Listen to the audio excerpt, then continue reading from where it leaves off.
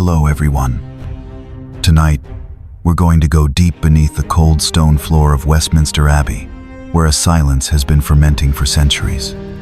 Above are the towering church vaults, where light filters through stained glass, still recounting the glory of an empire. But below lies a different world, cold, sealed, and decaying. At the deepest point of the crypt, a lead coffin has lain undisturbed for over 400 years, silent, but far from peaceful. That coffin belongs to Queen Elizabeth I, the radiant symbol of England's golden age, the woman who defeated the Spanish Armada, reclaimed the soul of her nation, and called herself the Virgin of the Kingdom. But when Victorian investigators decided to open the tomb to shed light on a piece of history, what they found was not a symbol of glory, but a sight that went beyond horror. You may have read about Elizabeth in your textbooks, the wise, independent, strategic monarch.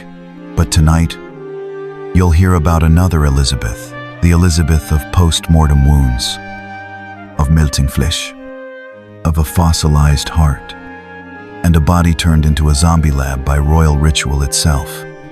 And trust me, if you thought what lies behind the crown was immortal beauty, you're about to learn a very, very deep lesson.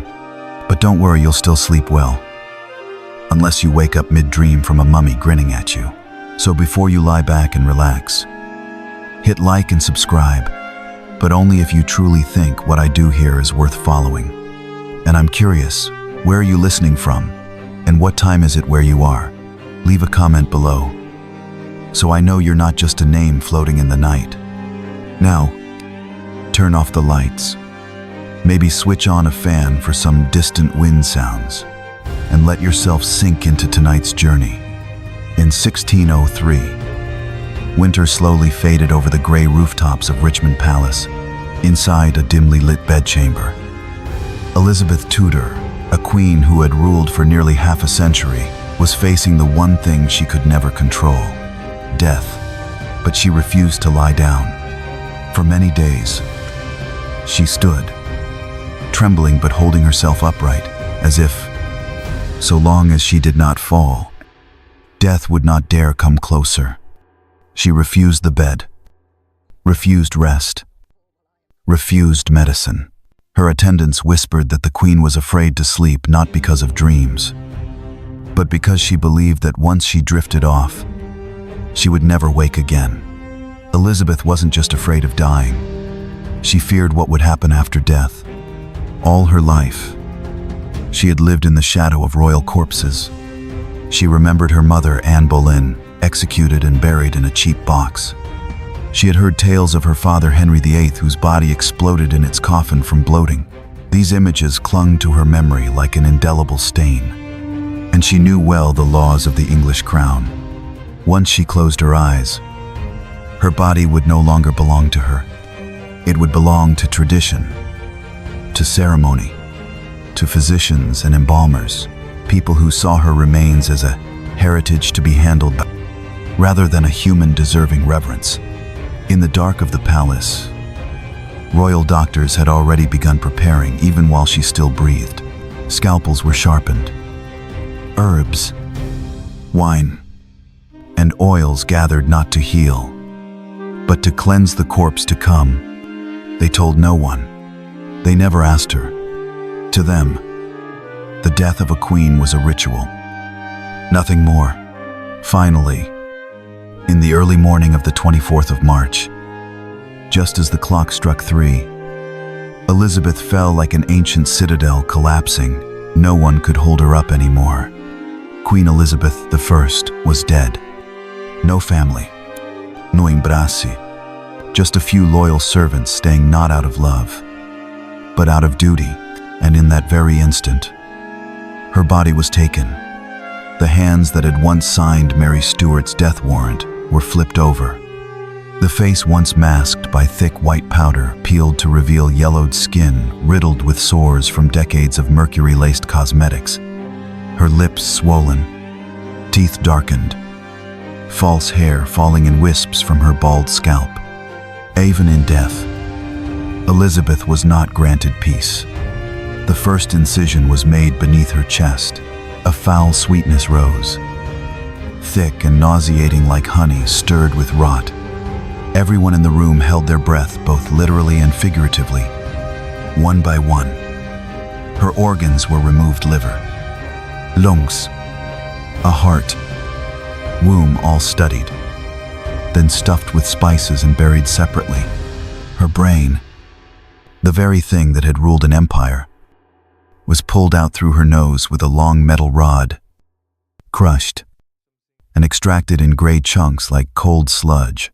Finally, the hollowed corpse was filled with resin, herbs, scraps of cloth, and wine, as if transforming a human into a fragrant offering to the god of death.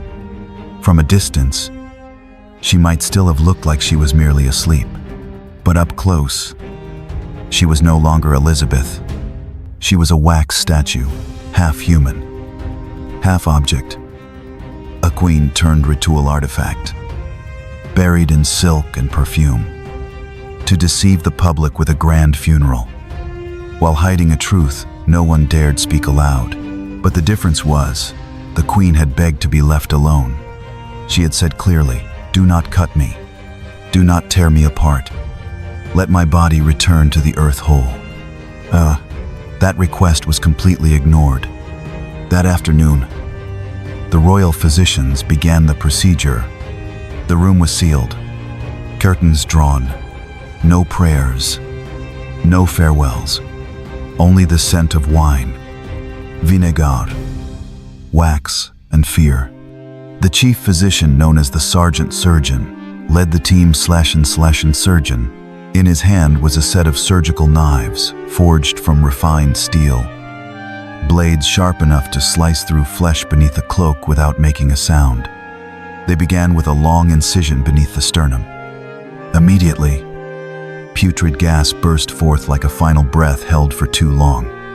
It carried the scent of sweet bile blended with rotting flesh, a smell later described by historians as the stench of dead power. The chest was opened. Each organ was removed with bronze forceps. The heart was gently squeezed for inspection.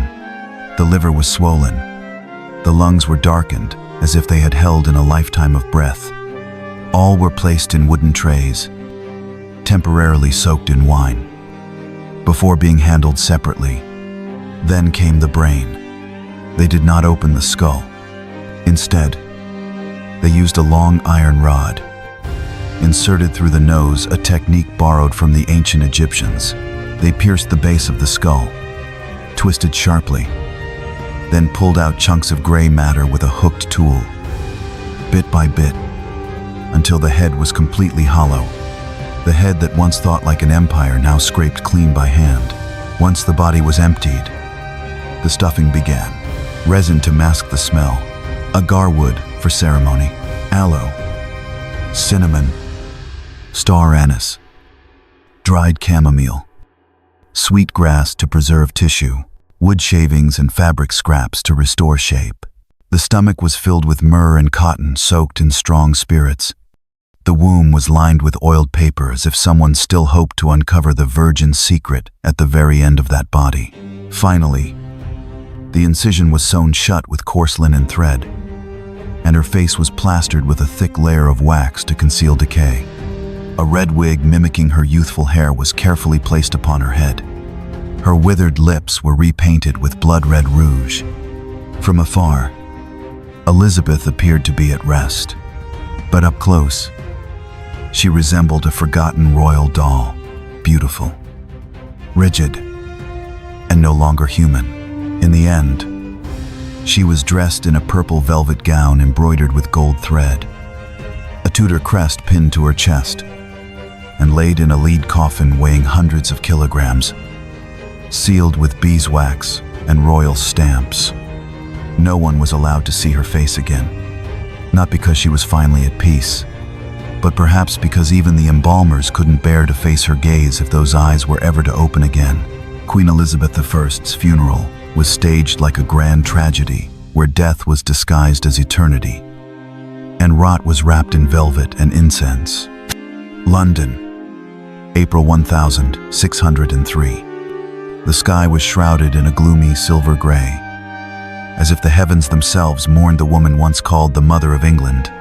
But no one saw her face in that final farewell. The lead coffin, weighing over 300 kilograms, had been sealed tight with wax and royal insignia. On top, they placed an effigy, a wax figure modeled after her in life, dressed in purple robes and crowned. The statue lay still, eyes closed, face serene as if dreaming of a golden past. But inside the coffin was something no one dared imagine. The procession began at Whitehall.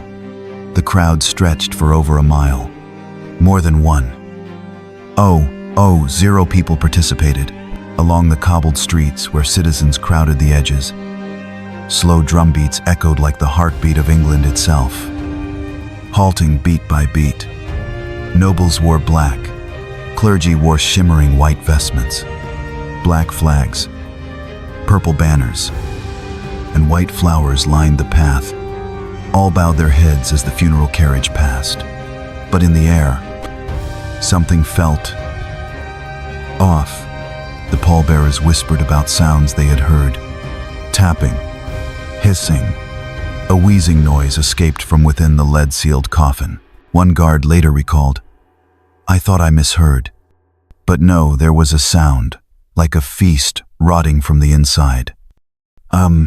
The funeral coach was draped in black cloth, pulled by 6 white horses. Atop it lay the effigy of the Queen, but beneath it was reality. A corpse already undergoing chemical reaction from within. Due to the crude embalming and the airtight coffin, pressure inside had begun to build. The body, submerged in wine, herbs, and bodily fluids, started to ferment, releasing toxic gases that created soft moans, hisses, and even faint cracking sounds like bones fracturing. But no panic was allowed. The funeral had to proceed. As the carriage neared Westminster Abbey, her final resting place, the wind suddenly picked up. A crucifix tilted. A black ribbon fell from the effigy. Some called it an omen. Some said it was Elizabeth resisting one last time. Inside the church, the funeral was held with the highest honors of the English crown. Beneath the ancient vaulted ceiling, the choir sang songs of farewell. High male voices and low female tones mingled with the sorrowful echo of bells and the cold hum of pipe organs. The clergy spoke the parting words, "O child of God, return to the dust from whence you came." No one mentioned the body. No one spoke of the smell.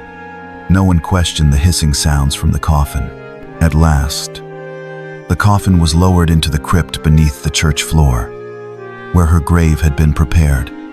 But as it was being lowered, a dry cracking sound rang out. No one could tell if it was the lead splitting, the body spasming within, or the stone of the crypt fracturing. But everyone remained silent. Directly beneath her lay the coffin of her half-sister Mary Tudor, who had once sought to burn Elizabeth alive for heresy. And so, the two irreconcilable enemies, one Catholic, one Protestant, now rested atop one another in the same stone tomb. No more crown, no more throne, no more ideology, only two bodies decaying, blending into each other day by day. Over 2 centuries past, Westminster Abbey still stood majestic, sacred, and filled with secrets buried beneath its cold stone floor. Millions have walked across the very slabs under which Elizabeth Tudor lies, unaware that beneath their feet, something is still quietly happening. A chemical reaction between human flesh, herbs, metal, and time. And then in 1868, during the Victorian era, a time when the British were obsessed with death and embalming as a dark art, Dean Arthur Stanley, head of the Westminster clergy, made a bold decision. He ordered the exhumation of Elizabeth I's coffin. The official reason was to inspect the structure of the crypt, but in his private journal, Stanley admitted, "I could no longer bear for such great history to remain sealed forever. We must know who she truly was. And what remains?" On a chilly October morning, the excavation team began breaking through the ancient stone floor of Henry VII's chapel. Hammers struck limestone. The clang of metal echoed through the crypt like a call to awaken forgotten spirits. When the final stone was lifted, they were met with a sight that shattered every notion of eternal rest. Water had seeped into the crypt for centuries. The wooden coffins surrounding Elizabeth had decayed. Human bones, noble bones. Royal bones had mingled into one rotting stew of time. No titles remained, no crests, only remains. And at the center, the lead coffin of Elizabeth deformed, no longer intact as it once was.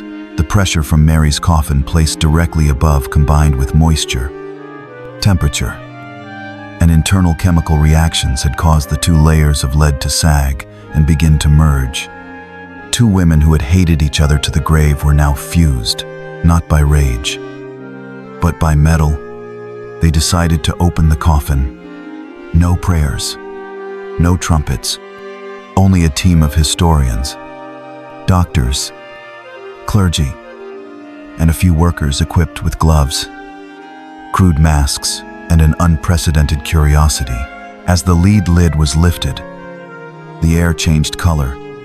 A gray, murky vapor escaped, not forcefully, but enough to make one member of the team collapse, coughing and vomiting on the spot. A scent, sickly, sweet, acidic, and putrid, swirled through the room like the aroma of a cursed kitchen. It was a mixture of decomposed resins, human fat melting like wax, fermented wine vapor, and flesh decaying in silence for over 260 years. Inside the coffin, Elizabeth I was no longer. No proud face remained. No trace of a ruler's posture. Only a grotesque being half human, half chemical. All internal organs had liquefied into a dark, viscous fluid, something the excavation team referred to as royal death elixir.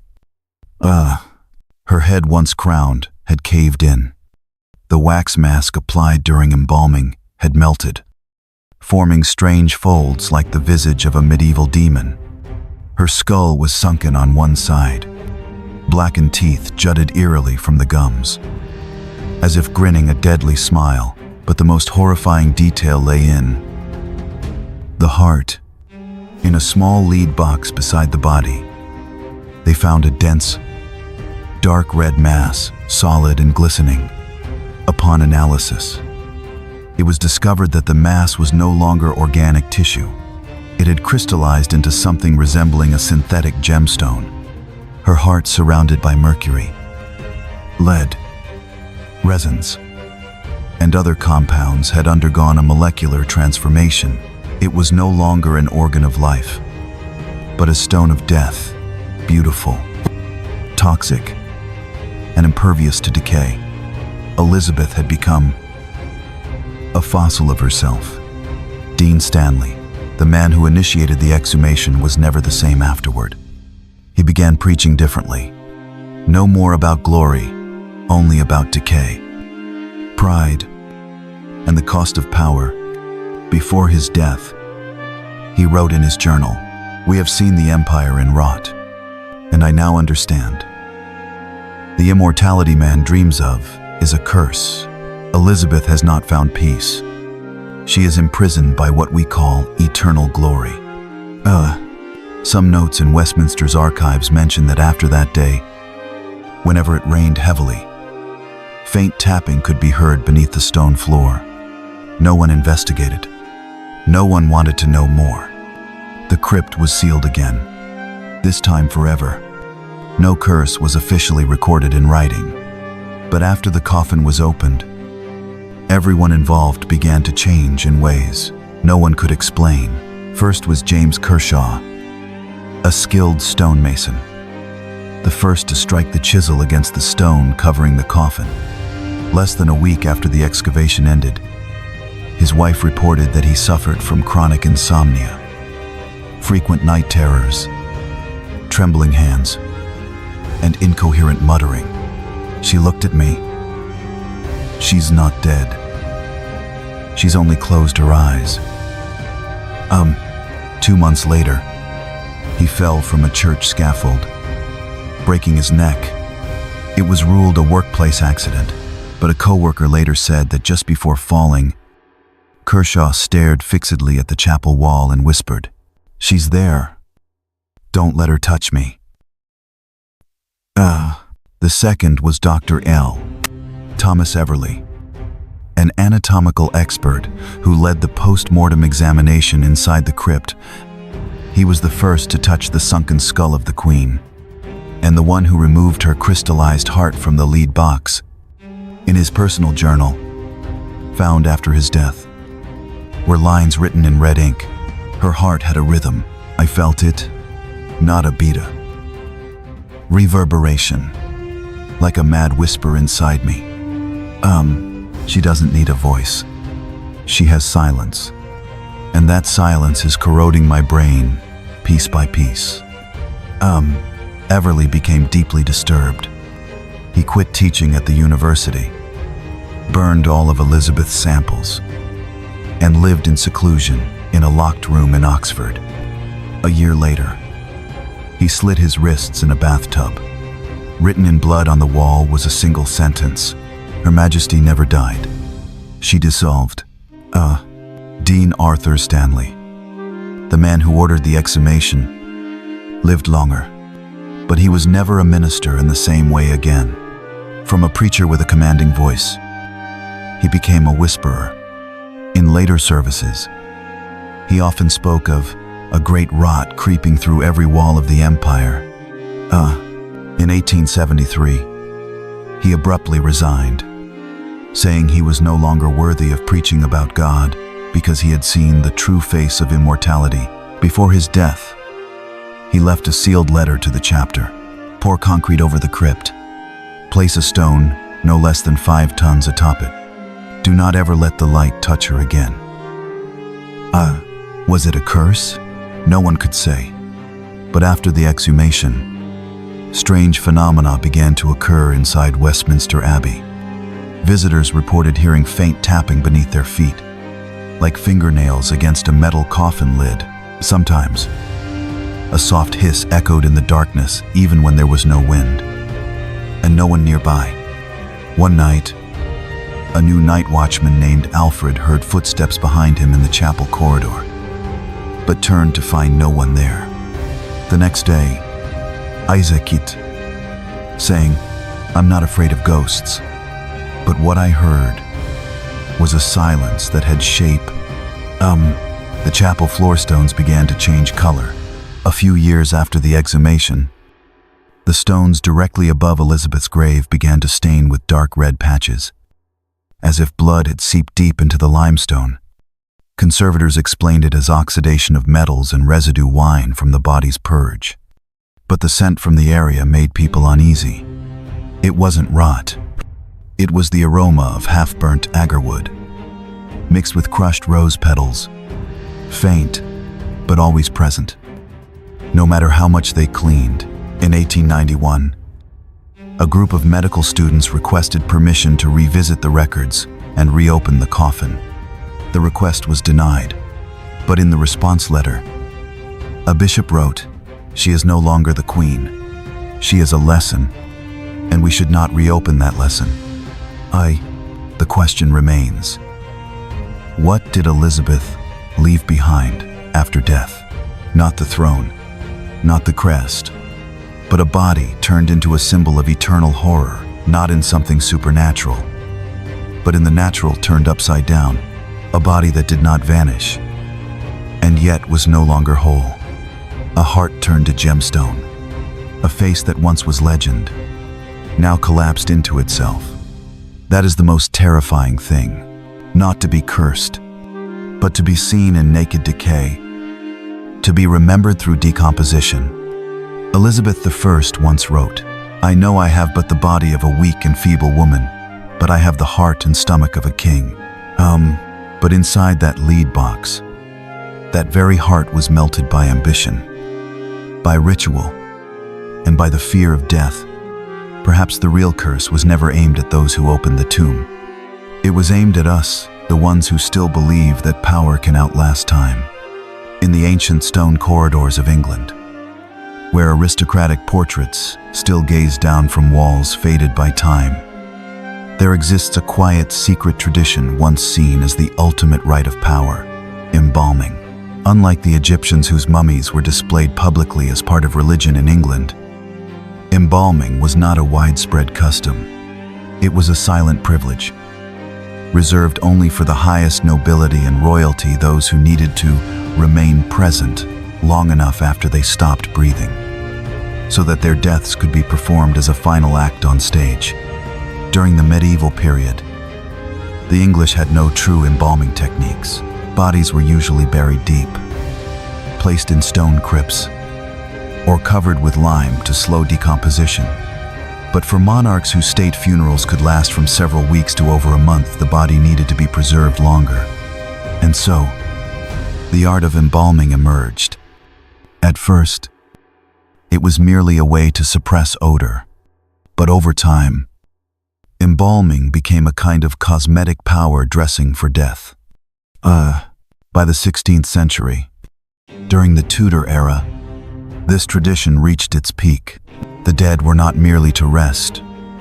They were to look beautiful upon leaving the world. Funerals did not happen immediately, but stretched from 10 to 30 days, during which the corpse was kept cool, embalmed, and placed in a private room, one only the chosen could enter. The embalming ritual began the moment a noble exhaled their last breath. First, the body was cleansed with strong liquor, usually wine or gin. Then the abdomen was opened and the organs removed: liver, lungs, intestines, heart. The brain was extracted through the nose using an iron rod, a strange technique imported by scholars of ancient Egypt.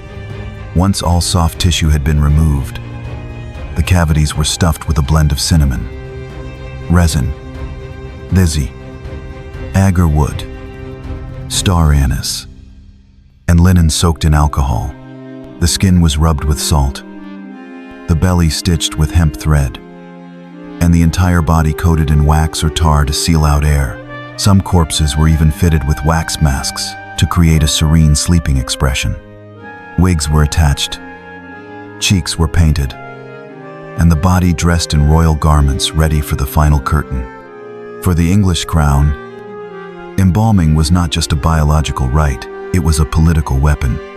When a monarch died, the state could not hold a funeral immediately.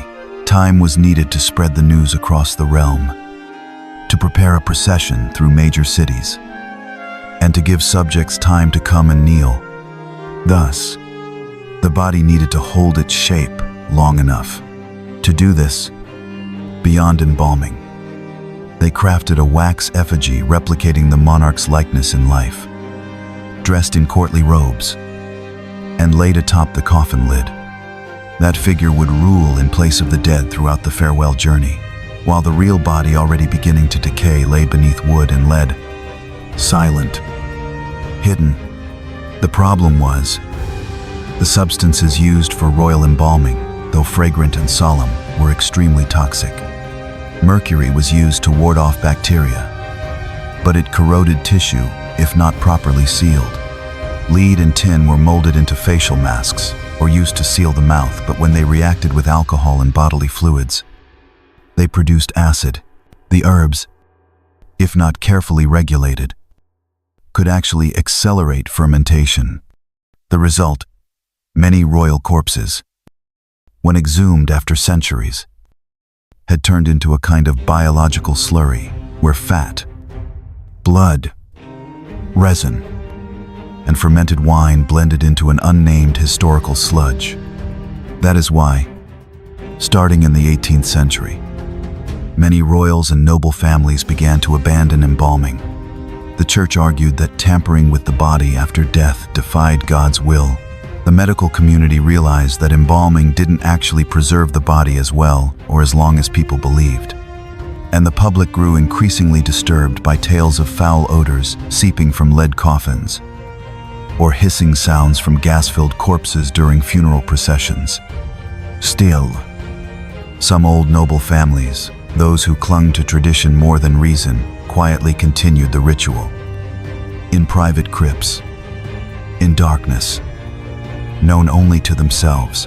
Today, when you step into Westminster Abbey, St.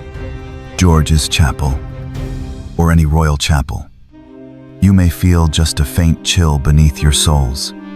But if you pose, close your eyes, and listen closely, you might hear something rising from beneath the thick stone.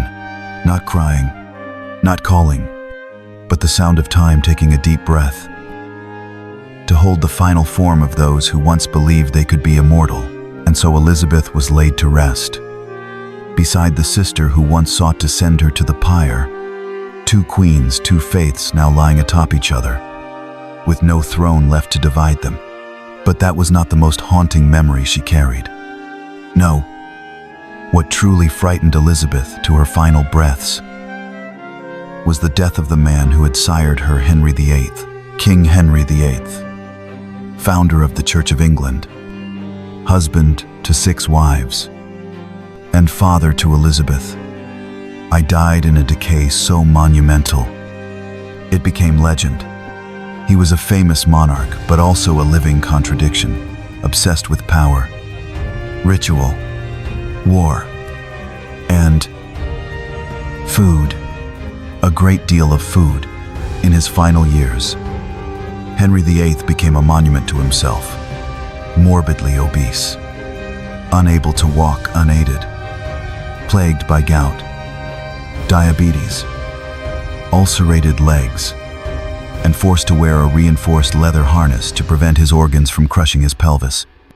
And when he died in 1547, the death was far from peaceful.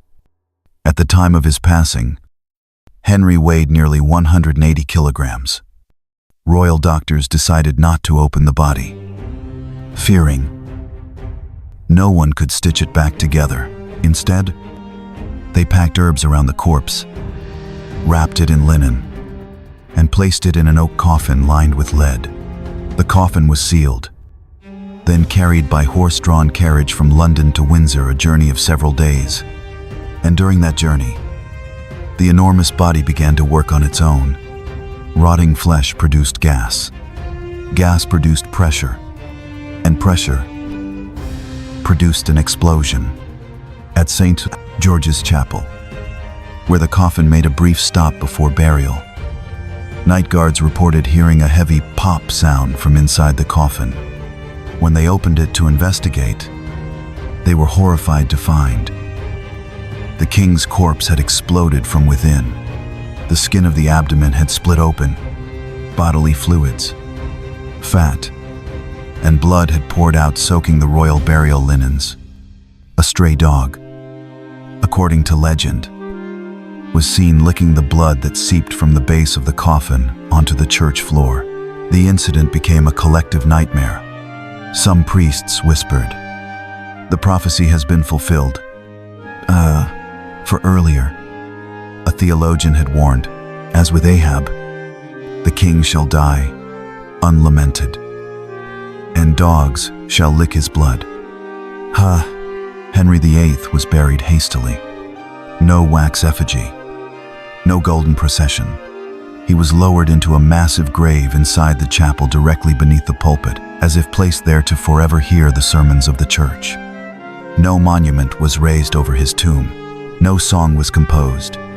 Only a cold stone slab with the plain inscription, "King Henry and Jane Seymour, his beloved wife." No mention of Anne Boleyn. No mention of Elizabeth.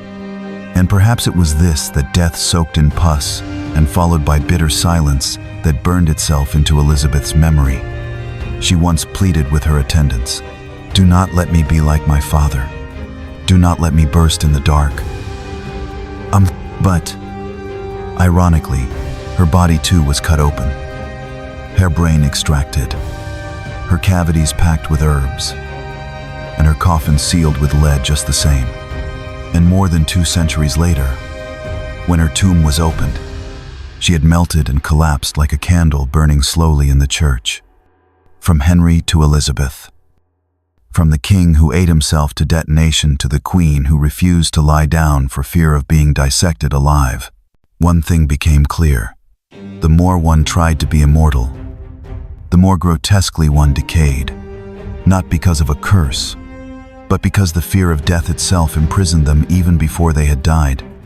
After Henry VIII, the English throne did not merely pass on power, it passed down a heavier legacy, the legacy of death. None of his successors died in complete peace, and none were buried simply. Each royal corpse from Edward VI, Mary I, to Charles I became a secret chapter in a book never officially published. How England hides the bodies of its kings.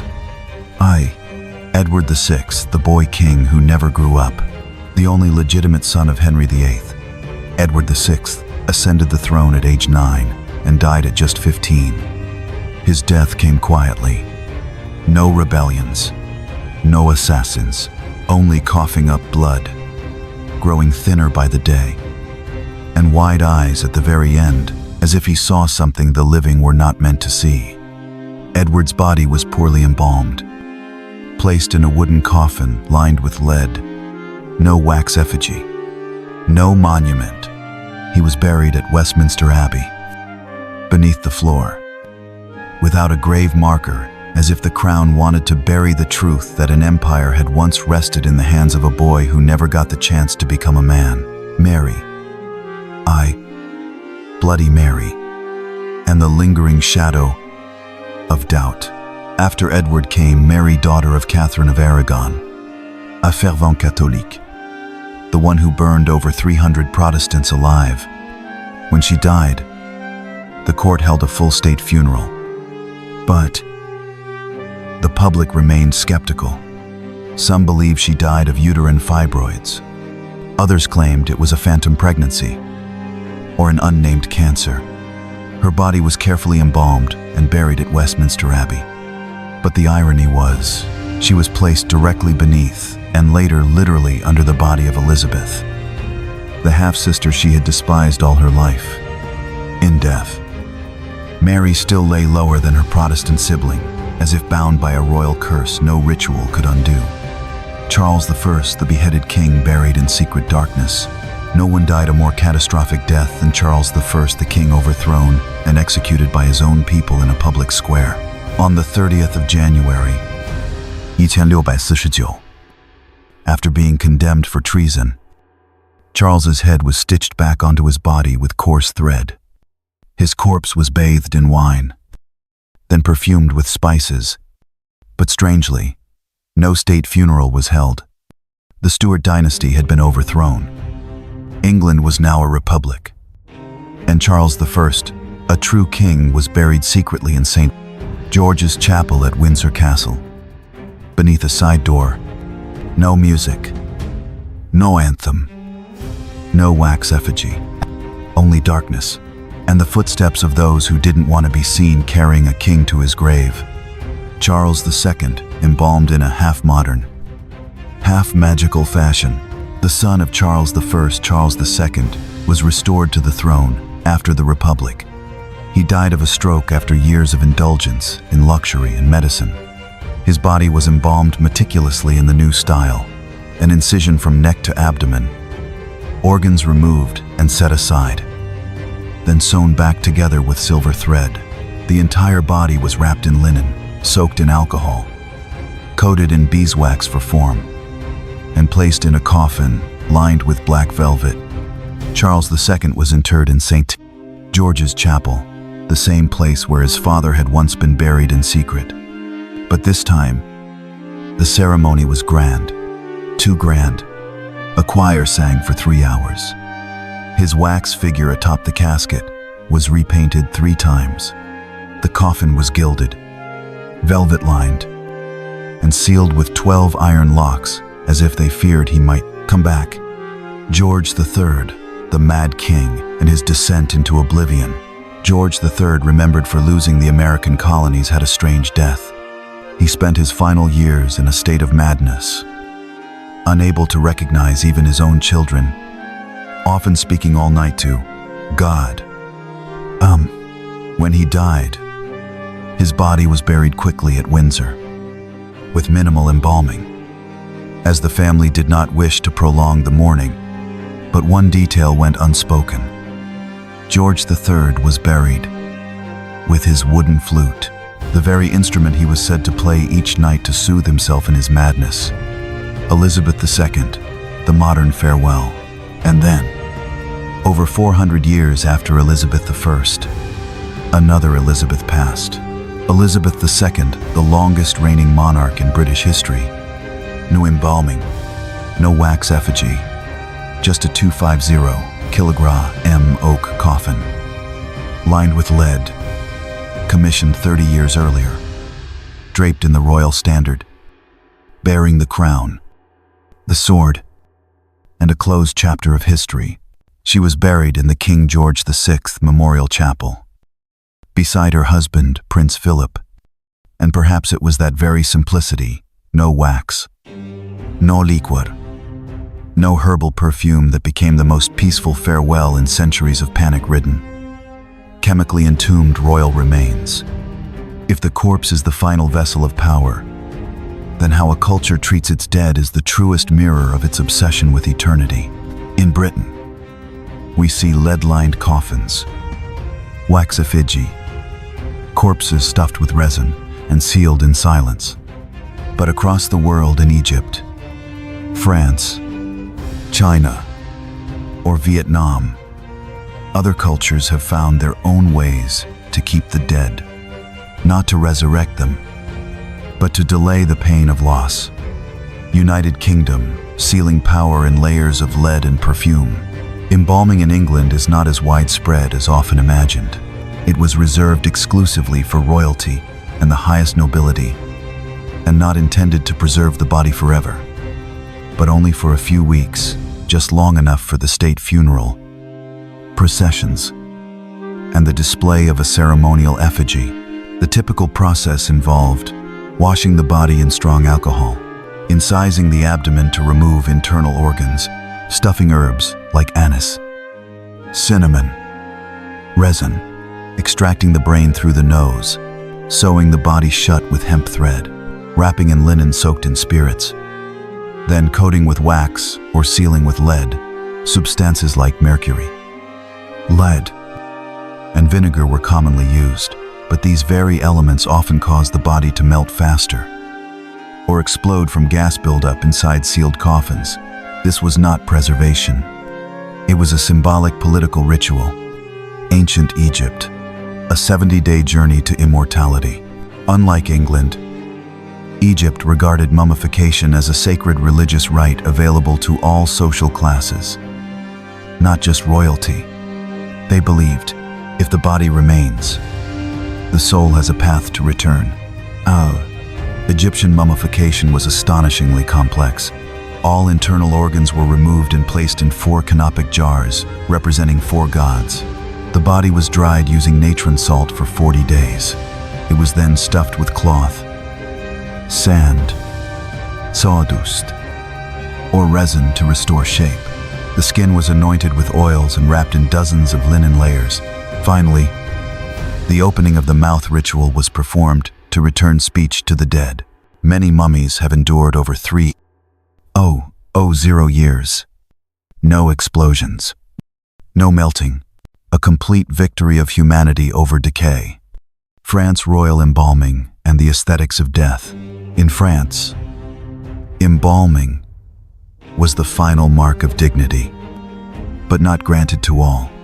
French medieval monarchs underwent thorough dissection, with internal organs and even the heart buried separately, often in 3 places: birthplace, capital, and church. In modern times, the most famous was the body of Napoleon Bonaparte. When he died on the island of St. Helena, doctors embalmed him using an Italian method involving mercury and brandy.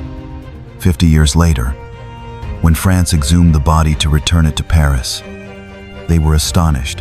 His skin remained intact. His face looked just as it had at death. And his hair had continued to grow in the coffin. The French did not embalm to conceal death. They embalmed to make death beautiful. China wax seals and corpses that don't decay for millennia. In ancient China, especially during the Han and Song dynasties, some tombs revealed bodies astonishingly preserved for over 2,000 years. One famous example is Lady Dai, Xinjue of the Western Han dynasty, whose body was found in the following condition: soft skin, joints still bendable, organs intact, blood type still testable.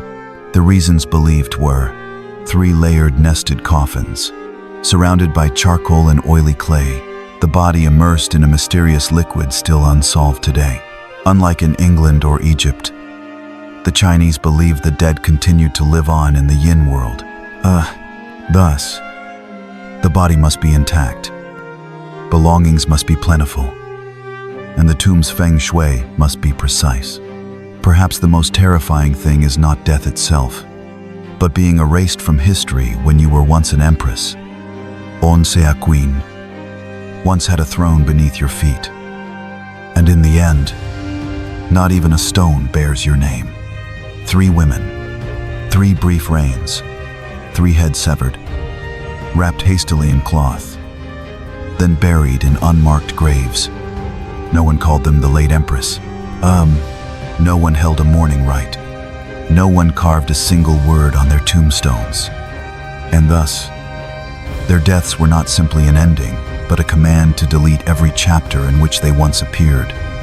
Anne Boleyn, who altered the fate of England simply by existing, was stuffed into an arrow chest left over from the royal armory.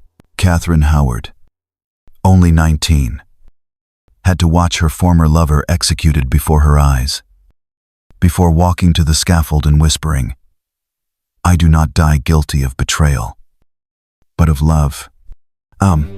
Jane Grey, who never had the chance to wear the crown, was forced to bow her head, a queen without a throne, who died for her royal blood buried in silence.